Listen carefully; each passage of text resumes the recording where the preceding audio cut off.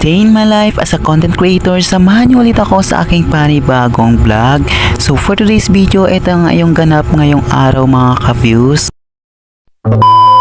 Ngayong araw nga mga ka-views, samahan nyo ako sa aking mini vlog. Another update na naman ang person bilang college student life. Ngayong araw nga pala ay midterm exam namin. Dalawang minor teacher nga namin magbigay ng midterm exam ngayong hapon. Ito nga ang mga kaklase ko, busy mag-study ng kanilang mga reviewer. Madami nga nagtatanong sa akin bakit hindi nga ako nag-upload ng aking mga vlog. Hindi nga muna ako gumawa ng aking mga content vlog kasi nga sobrang busy ng person. Nag-focus nga ako sa aking pag-aral, lalo na sa pag-study ng midterm exam namin. May problema pa nga ang person sa major subject nila kasi nga hindi pa siya tapos sa pag-o-oral recitation.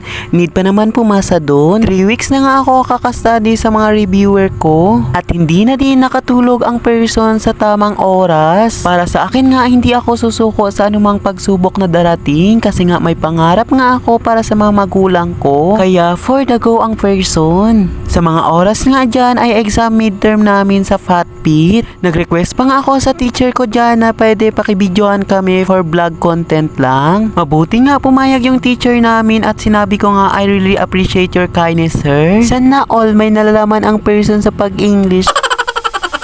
Sa ilang minuto nga mga ka-views ay natapos na kami mag-answer ng aming mga test exam dyan. So eto muna for today's video. Salamat sa inyong mga support mga ka-views. Ayan lang. Bye-bye!